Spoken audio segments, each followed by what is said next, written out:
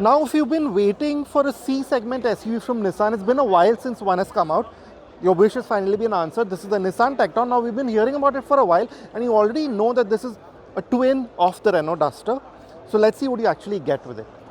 Prices start from rupees 10.49 lakhs to 18.59 lakhs, and we'll start with how it looks in the front, because to be honest, this is where most of the changes are.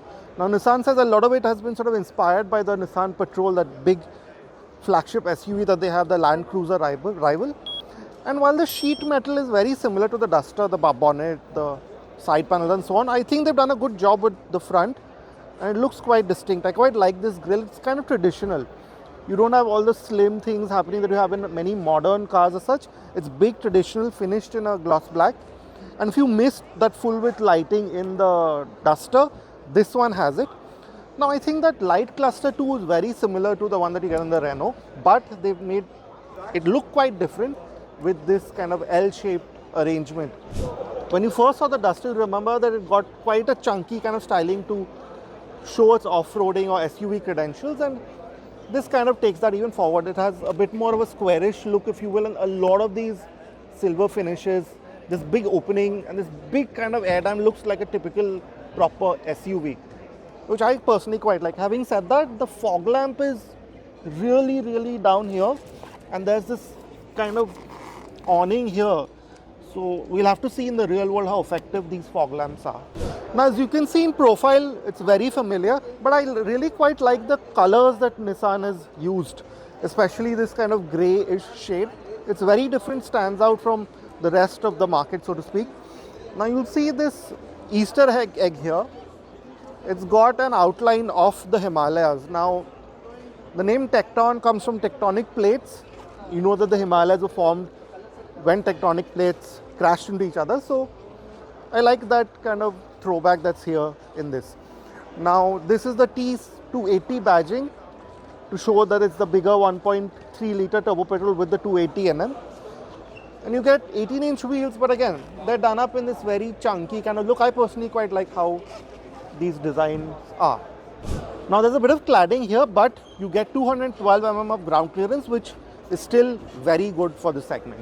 Now, just like in the front, you have this huge Tecton lettering, kind of adds again more of that tough SUV kind of feel to the car.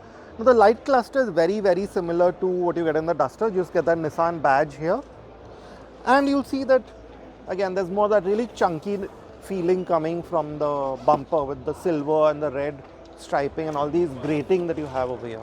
Now, I don't know if this is an accessory or available as standard equipment, but you do get a dash cam aside from the 360-degree camera that's already there in this car.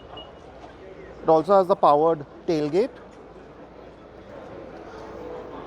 and the boot space is rated at 700 liters, but I'm assuming that's to the roof, because you'll notice that the space itself is very similar again to the new Duster. That makes about 518 liters, so I'm assuming this is very similar to that.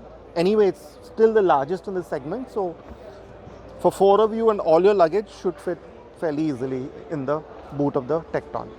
Now, on the inside, again, the basic layout and shape of the dash and the cabin is very similar to what you've seen in the Duster, but I really like how Nissan has sort of done their own take on it.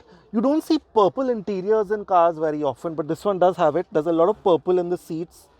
You'll notice the purple on the dash, and it's been done nicely.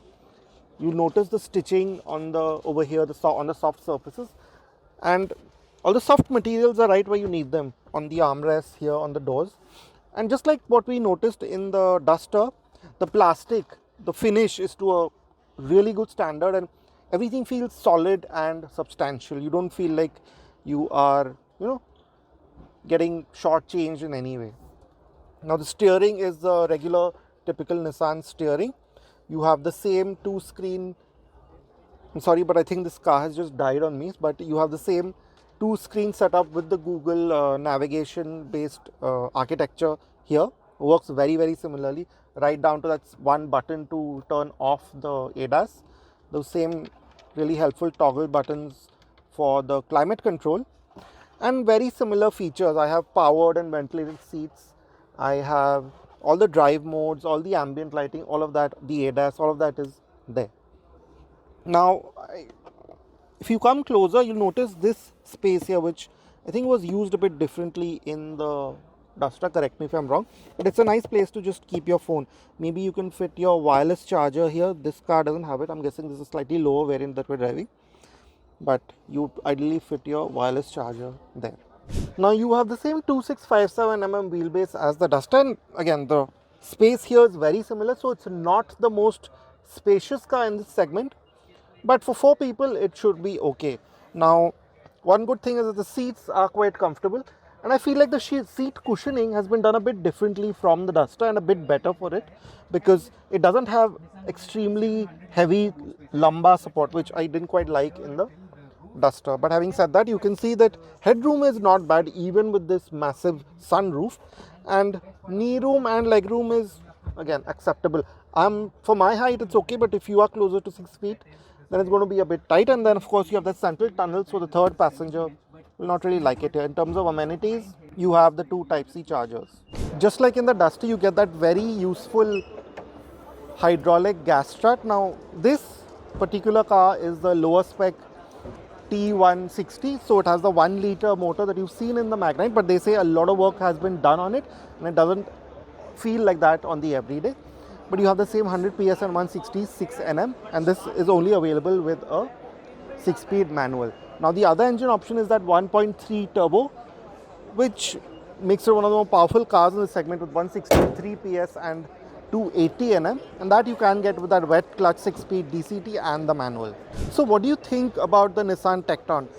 Do you really want another C segment SUV? And Nissan is coming back into a very, very tough segment, but they seem very confident. This car looks quite nice on the outside. We're going to drive it very soon, but until then, do you think the price is right? Do you think the features are right? Let us know in the comments.